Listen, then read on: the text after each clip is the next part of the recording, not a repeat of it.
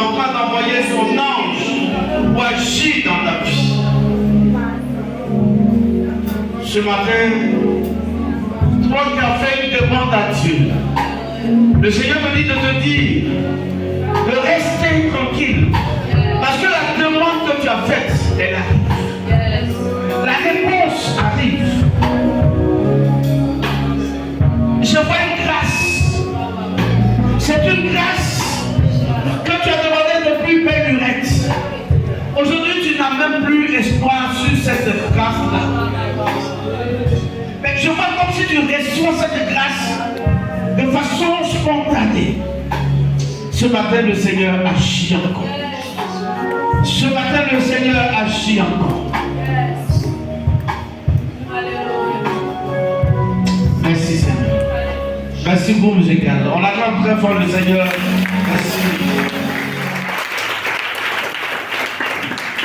Prends ta Bible.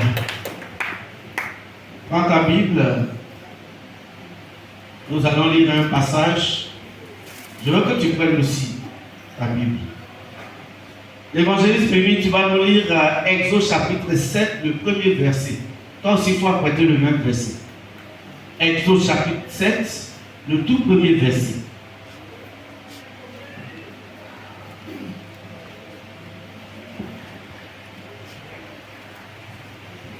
Exode chapitre 7. Exode 7, verset 1. Le verset 1, oui. L'Éternel dit à Moïse, vois, je te fais Dieu pour Pharaon. Et Aaron, ton frère, sera ton prophète. Toi. Amen, c'est bon, c'est bon. Alléluia. Est-ce que quelqu'un a trouvé veut relire? Peut-être que ce n'est pas la même chose qui est dans ta Bible. Quelqu'un qui a trouvé qui veut lire? Oui, mon fils. Exode 7, verset 1. L'Éternel dit à Moïse, vois, je te fais Dieu pour Pharaon, et Aaron ton frère sera ton prophète. Alléluia. Amen. Donc la Bible dit, l'Éternel dit à Moïse, vois, je te fais Dieu pour Pharaon, et Aaron ton frère sera ton prophète. Alléluia. Si je lis dans la version d'Arbi, la version d'Arbi dit, l'Éternel dit à Moïse, vois, je t'ai fait. Darbi a conjugué au passé. Et les autres Bibles conjuguent au présent. Je te fais Dieu au Pharaon, et Aaron ton frère sera ton prophète. Alléluia.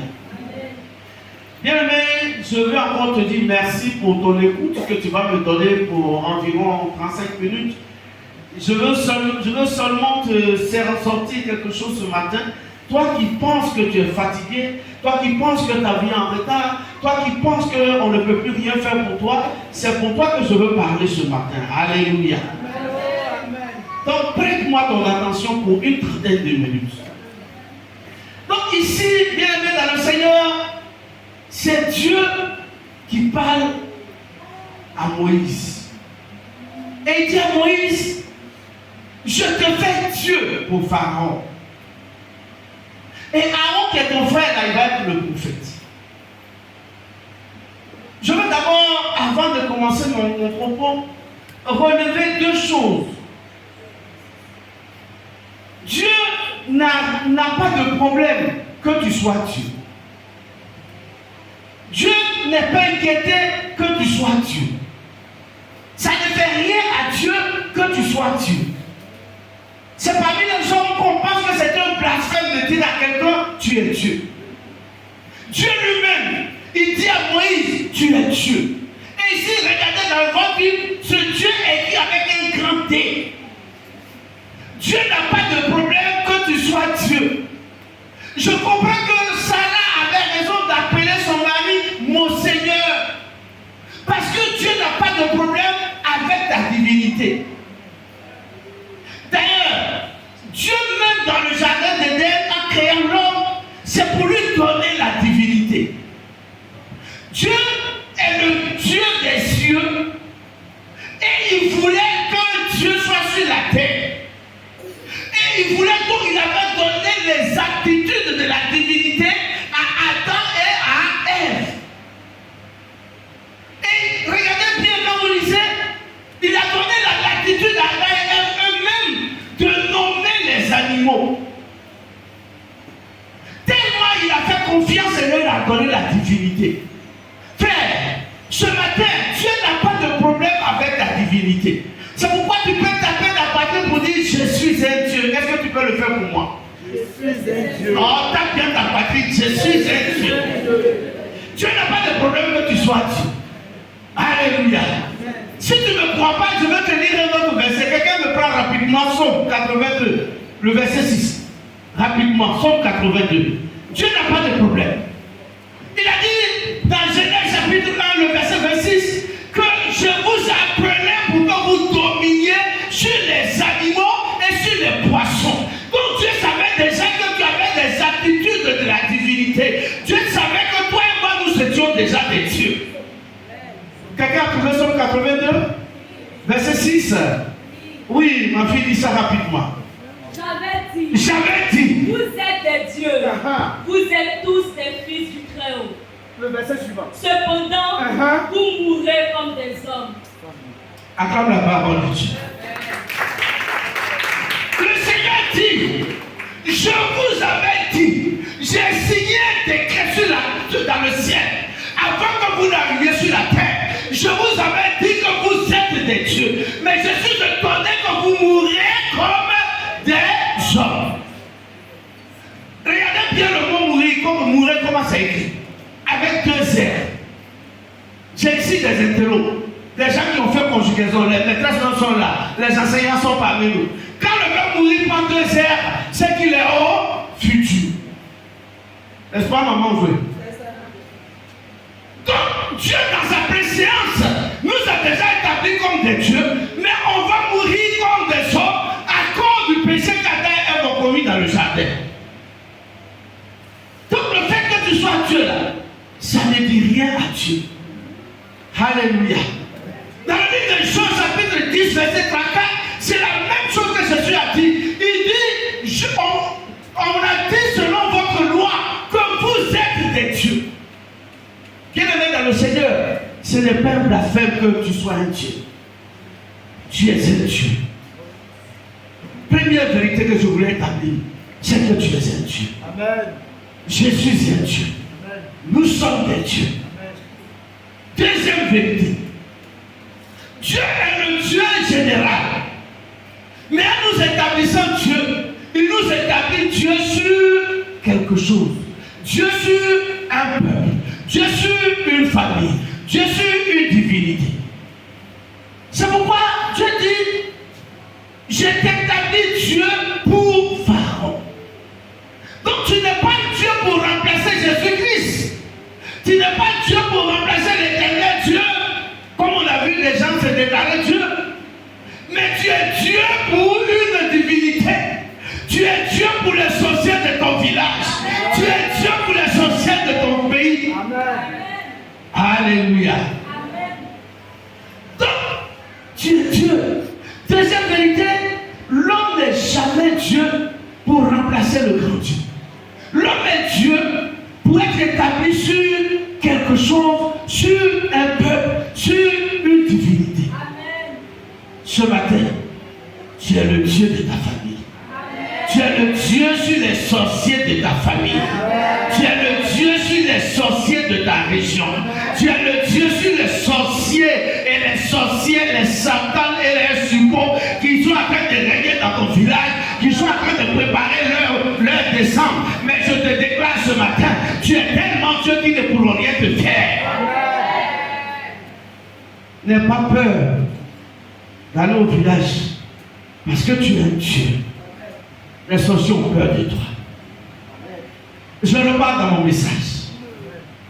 Donc ici nous voyons que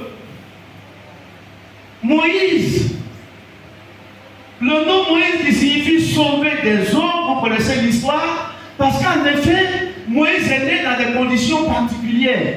Moïse est né quand le pharaon d'alors a demandé aux sages-femmes de tuer tous les garçons. Parce que quand viennent, les Israélites ont envahi les Égyptiens. Donc le pharaon a dit, tuez-moi tous les garçons qui vont naître et laissez les femmes. Et c'est dans ça là que Moïse est né. Qu'est-ce que sa mère fait? Elle le prend, elle le met dans un panier où elle a mis beaucoup de trucs pour le protéger et elle le met sur l'eau. Vous connaissez l'histoire? Et l'eau passait devant la maison de Pharaon. Et c'est comme ça que la fille de Pharaon va ramasser Moïse et elle va l'appeler sauver des eaux. Donc Moïse est sauvé des eaux. Et on va voir que Moïse a grandi dans le palais. L'actuel Pharaon a fait ses pieds avec Moïse. Ils ont évolué ensemble. Moïse connaissait la culture juive, pardon, la culture égyptienne. Il savait que un pharaon, c'est un dieu. C'est un homme très puissant. Donc Moïse, quand il a tué un Égyptien, on oublie ça souvent, Moïse avait 40 ans quand il tuait un Égyptien, n'est-ce pas? Et il a fui. C'est un fugitif recherché, mandat d'arrêt contre Moïse. Il a fui. Il va chez Jéthro. Il va rester là-bas. 40 années après, c'est là que Dieu se révèle à lui. Ça fait combien d'années? Moïse a 80 ans ce matin. Quand Dieu l'appelle pour lui dire, Moïse, je te fais Dieu pour Pharaon. Alléluia. Moïse hésitait tout naturellement parce que je l'ai dit, il connaît. Quand on dit en Égypte Pharaon, là, c'est pas n'importe qui. C'est un Dieu qui est là. Et Moïse ne voulait pas. Et Dieu va lui donner des signes. Il dit, bon, tu ne vas pas partir seul. Parce que si vous lisez bien le chapitre 6, à la fin du chapitre 6, le dernier verset, Moïse dit, moi-même là, je bégais, ma foi ne soit pas bien. Pourquoi tu veux que j'aille devant Pharaon? Il dit, non, tu vas partir, tu ne vas pas aller seul, tu iras avec Pharaon, et Pharaon sera ton prophète. Aaron, pardon. Merci ma fille. Tu vas partir avec Aaron, et Aaron sera ton prophète. Alléluia. Mais sachez que Moïse n'était pas connu comme Dieu. Pour les Israélites, Moïse est considéré comme un prophète.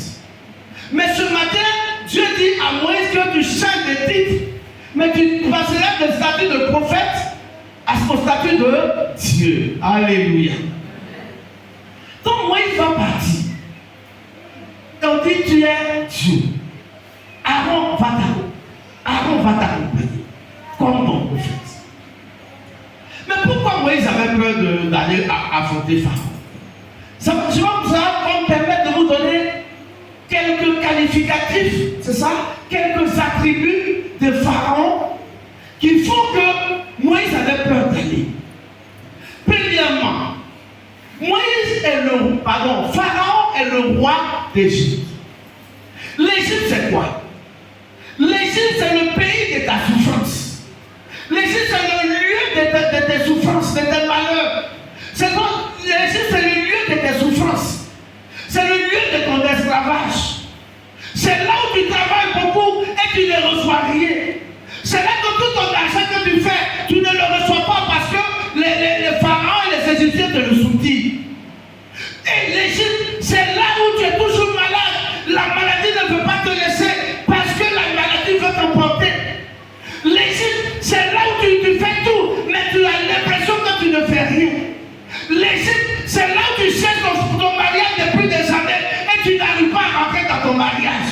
L'Égypte, c'est là où ton travail ne fructifie pas. Tu n'as même pas le travail.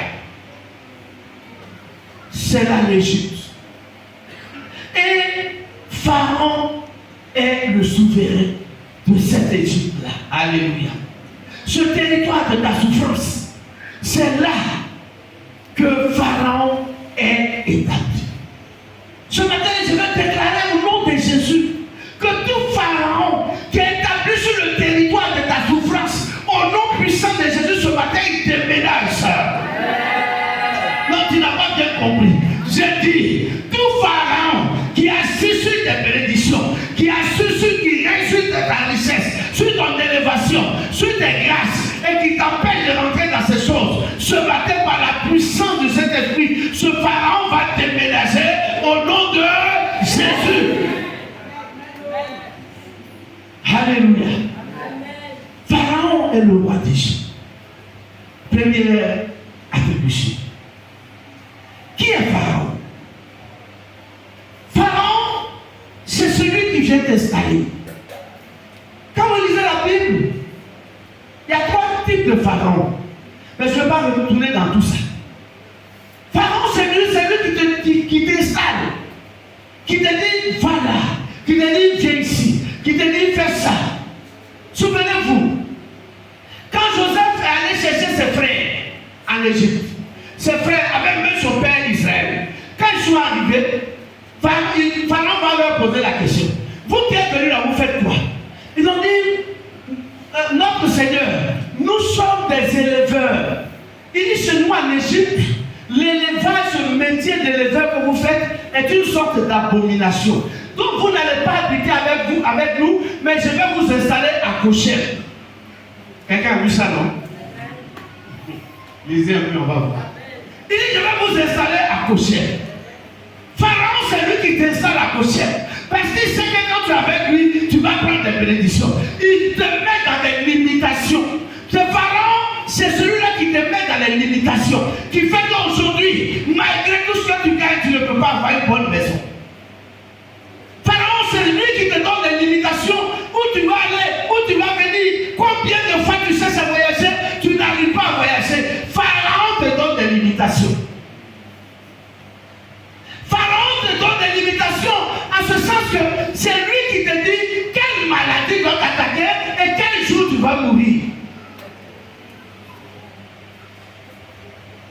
Les limitations, c'est le fait qu'aujourd'hui, tes amis vont dans les bons coins, mais depuis que tu es dans bidon, tu n'as jamais vu de bons coins.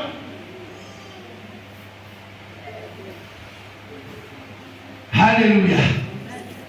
On t'a jamais invité dans un bon restaurant. Parce que le jour où on voit ton visage, on va t'inviter, on dit lui là, il n'est pas digne de ce restaurant. Fais alors au patron. Alléluia. Pharaon te donne des limitations. Il dit bon, tu as le droit de travailler ici. Mais pour tes diplômes que tu as qui sont hauts là, tu n'auras pas de travail. Malgré tes grands diplômes, tu fais travail de CP. Ce sont les limitations que Pharaon te met. Ce matin, au nom de Jésus, au nom de Jésus, tout Pharaon qui te donne des limitations, tout Pharaon qui te pose des limites, dans le nom puissant de Jésus-Christ de Nazareth, ces limites sont brisées au nom de Jésus. Ce matin, tu iras où tu veux, tu feras ce que tu veux. Toute limitation sur ta vie imposée par un Pharaon quelconque est chassée ce soir, arrêtée au nom de Jésus. Je dis ce soir parce que j'en fais souvent le soir. Je ne sais pas vendredi soir. Alléluia. Pharaon, c'est ce sorcier de la famille qui te pose des limites. Tu as eu des diplômes, tu ne peux pas avoir de travail. Voici des limites. Tu es belle comment, tu ne peux pas avoir mari. Voici des limites. Tu es bon comment, tu ne peux pas avoir femme. Voici des limites. Maladie que tes parents ils ont eu longtemps, ils sont morts là. Ça revient dans ta vie. Voici des limites. Pharaon ne veut pas te voir avancer. Il te pose des limites. Mais souviens-toi, quand les limites sont arrivées dans la vie de Jaïbek, la Bible dit Jaïbek s'est levé. Et il a dit, Seigneur, si tu enlèves ces limitations devant moi, de sorte que je sois Seigneur, je vais t'adorer. Alléluia. Je veux que quelqu'un se tienne debout à 1 minute 30 secondes et qu'il dise ce matin, Seigneur Jésus, répète avec moi. Seigneur Jésus, toute limitation que Satan m'a imposée, que Pharaon m'a imposée, au nom de Jésus, je les brise, je les brise, je les brise. Aucune limitation sur ma vie, aucune limitation sur ma bénédiction, aucune limitation sur mon mariage, aucune limitation sur ma bénédiction. Au nom de Jésus. Assieds-toi un peu.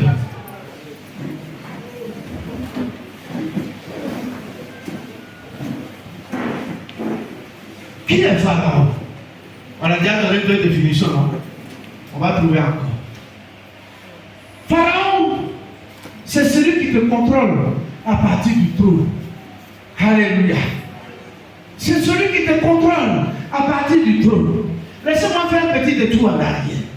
Lorsque Joseph a été pris pour être mis dans le palais de Pharaon, Pharaon avait d'avoir un songe, n'est-ce pas? N'est-ce pas? Mettez-moi, on va prêcher ensemble. Pharaon a eu un songe.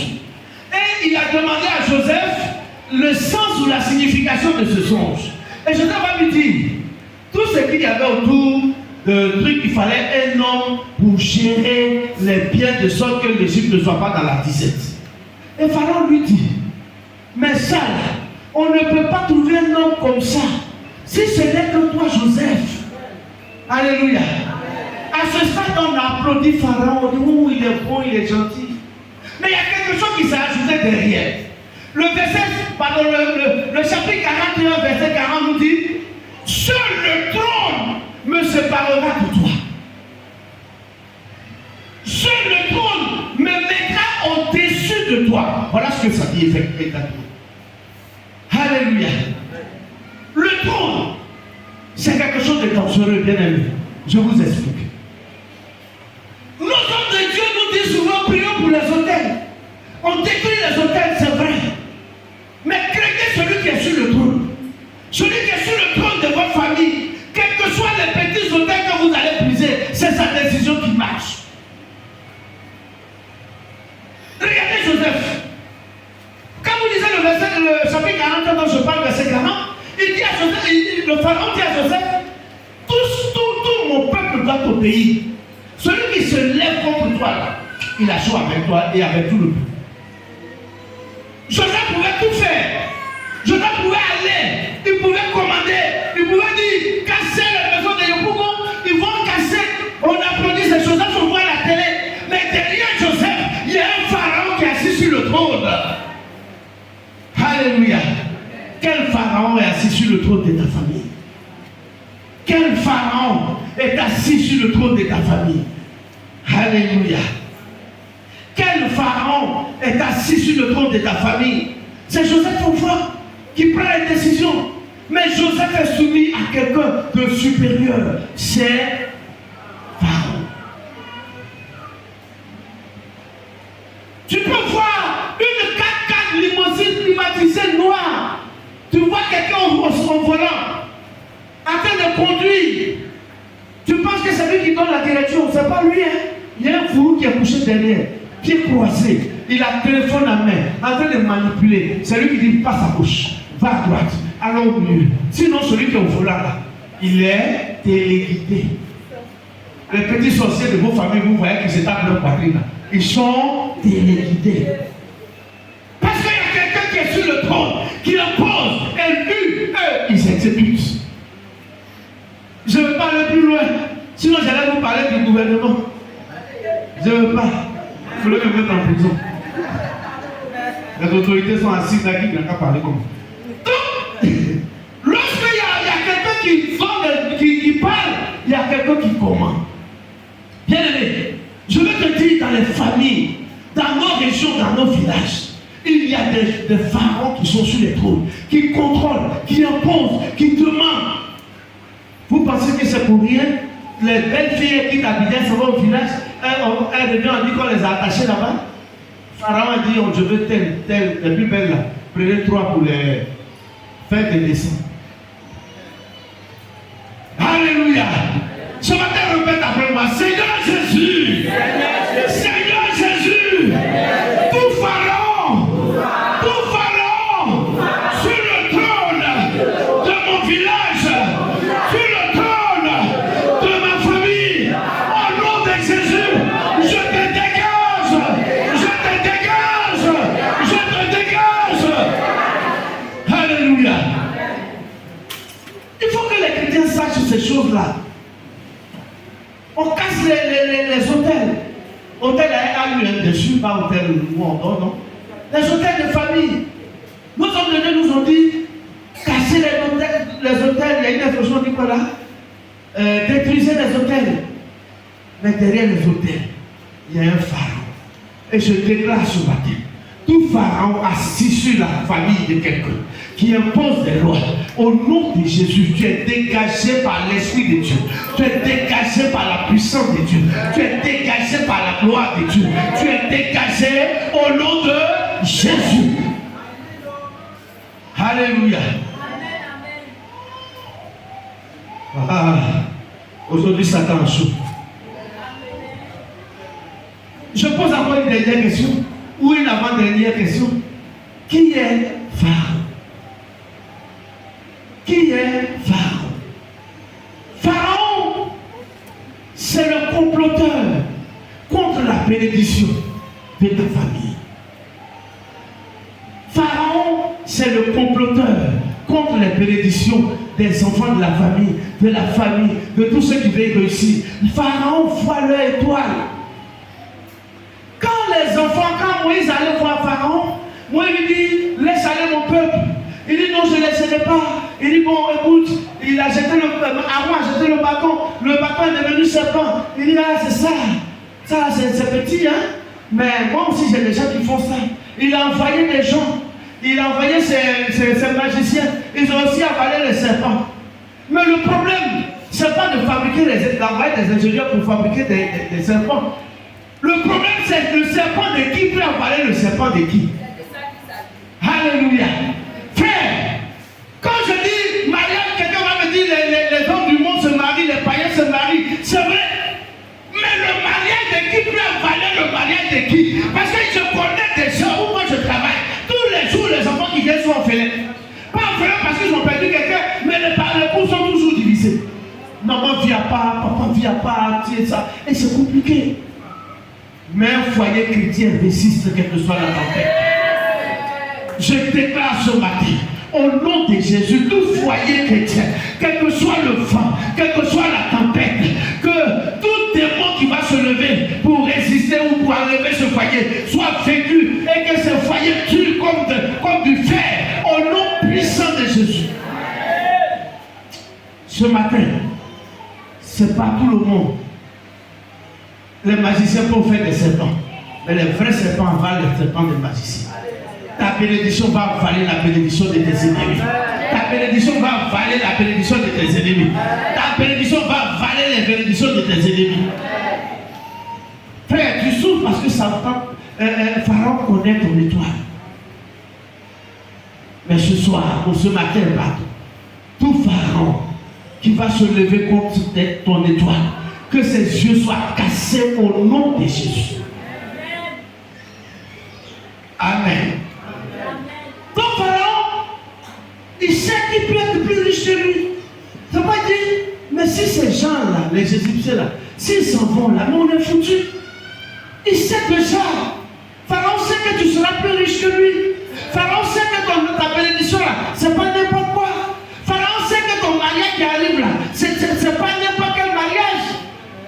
Pharaon sait que ton foyer là, ça donne l'exemple aux jeunes gens de se marier. Voilà pourquoi il veut l'attaquer. Mais il est vaincu au nom de Jésus. Alléluia. Qui est Pharaon? Pharaon, c'est celui-là qui est capable d'augmenter ta douleur. Quand tu penses voir le bout du tunnel, Pharaon te fait augmenter tes douleurs. Frère, soeur, combien de fois tu as fait des choses, tu dis, ah, aujourd'hui au moins, j'ai commencé à réussir, et puis tu vois que tes choses reculent, va en arrière, Pharaon est derrière. Il te fait souffrir, il donne chaque fois une douleur derrière ta bénédiction. C'est pourquoi quand les enfants d'Israël partaient, ils pensaient être libérés, mais la Bible dit quand ils se sont tournés, ils ont regardé, Pharaon et son armée étaient là.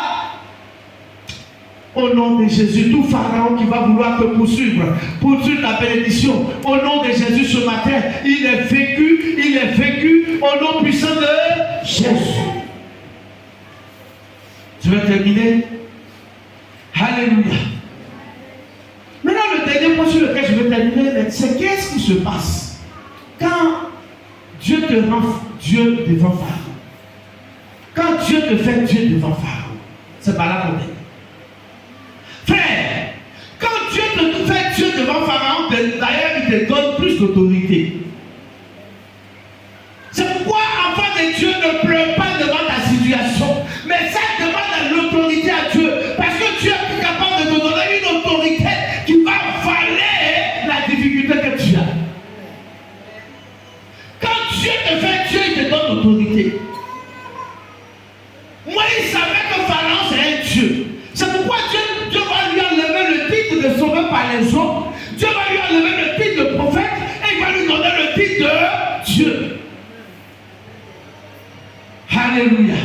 Ce matin, je déclare, le Seigneur te donne la puissance sur tes ennemis. Le Seigneur te donne l'autorité sur tes ennemis. Le Seigneur te donne l'autorité sur tes ennemis. Le Seigneur te donne l'autorité sur tous les satans, tous les pharaons de ta vie, au nom de Jésus. Il dit, quand il te nomme, il dit, toi tu vas être Dieu. Pourquoi? Parce qu'il y a déjà des dieux. Dieu ne peut pas te faire Dieu tant qu'il n'y a pas de Dieu plus fort. C'est parce que les sorciers de ton village sont plus forts que ce matin le Seigneur m'envoie te dire que tu es le Dieu. Et il y a Aaron qui va parler. Je suis là ce matin comme toi Aaron. Tu vas déclarer tout à l'heure des choses elles vont partir. Alléluia. Donc, qu'est-ce qui se passe? Il te donne l'autorité. Deuxième et dernier frère, je veux poser la question à quelqu'un. Est-ce que tu sais comment Moïse faisait pour arriver chez Pharaon? Est-ce que quelqu'un s'est posé la question une fois? Parce que la Bible dit, Dieu dit à Moïse, va voir Pharaon. Du coup, on voit que Moïse est chez Pharaon. Pourtant, rappelez, je vais rafraîchir vos mémoires. Moïse là, c'est une personne non grata en Égypte. Il a tué quelqu'un, on le poursuit, on le cherche. Il est, comment vous appelez ça? Fugitif. Un wanted, mandat d'arrêt international contre lui. Mais la Bible dit, quand Dieu dit va, il est déjà chez Pharaon. Comment il fait? Alléluia. Non, pasteur, non, papa, ils nous ont jamais enseigné ça. Ils nous disent seulement que Moïse arrive chez Pharaon. Mais comment il arrive chez Pharaon, on ne nous a jamais dit ça. Mais toi, tu sais. Ce matin, j'ai le plaisir de t'annoncer que Moïse, pour entrer chez Pharaon, il apparaissait, il disparaissait. Alléluia. Amen. Il apparaissait, il disparaissait. Parce que un roi ne peut pas marcher, traverser la ville. Imaginons tout simplement. Même, je vais enlever le micro. Son royaume, par exemple. S'il revient au peuple, c'est même.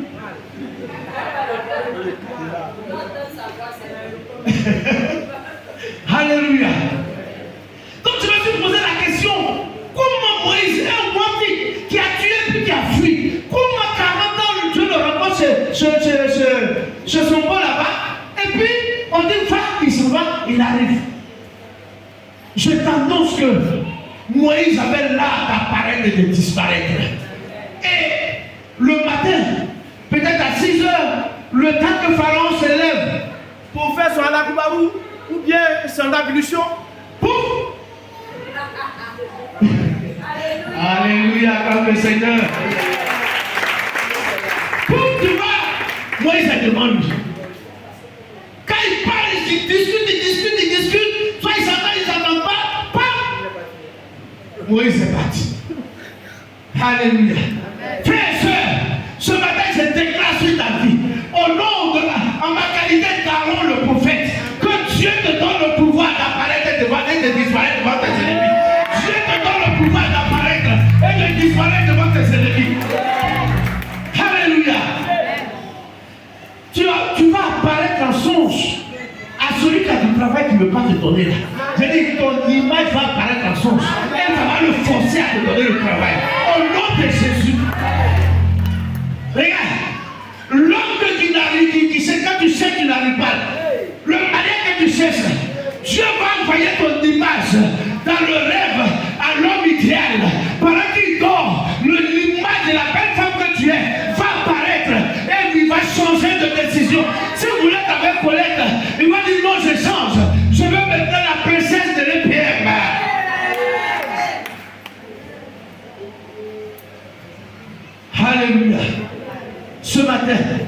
je termine par là. Dieu te donne le pouvoir d'apparaître. Tous ceux qui veulent te faire du mal, que Dieu te donne le pouvoir d'apparaître dans leurs songes avec une épée bien aiguisée. Et change de décision. En cette fin d'année, tout sorcier qui va vouloir faire quelque chose, t'attacher dans le village, t'attacher dans la famille, je dis tu apparaîtras en songe dans ses yeux avec une épée, avec un pistolet, et il va changer ta vie au nom de Jésus. Alléluia. Ce matin, juste une prière et puis on arrête. Tu as là debout, on va prier le Seigneur. J'ai fini.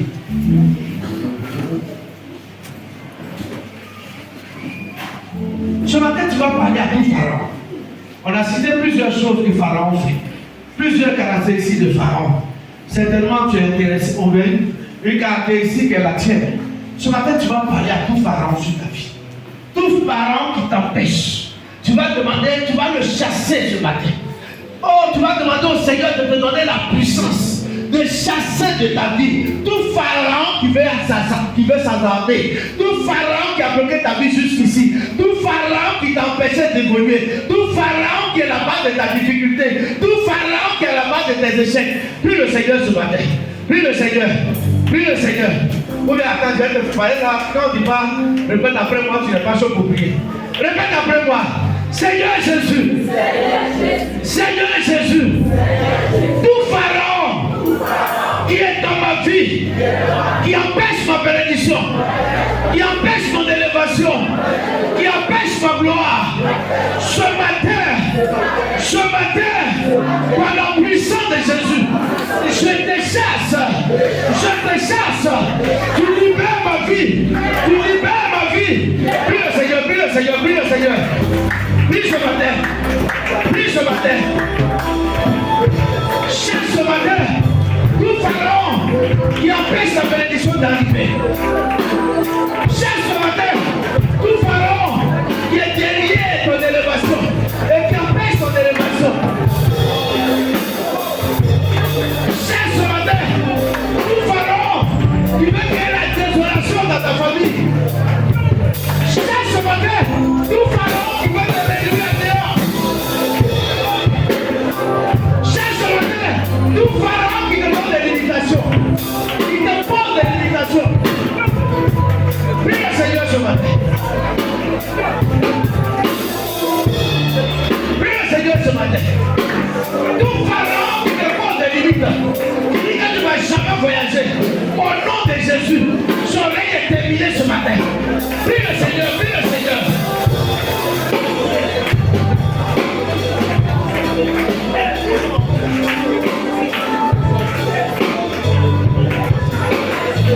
Prie le Seigneur ce matin. Prie le Seigneur ce matin. Que tout Pharaon sur ta vie, que tout Pharaon dans ta famille, qu'il soit délogé ce matin. Que son trône soit brisé. Que Dieu te donne des installés sur son trône. Prie ce matin. Récupère le trône de Pharaon ce matin. Je te donne un trône. Et sur le trône du règne, chacun a vécu au nom de Jésus.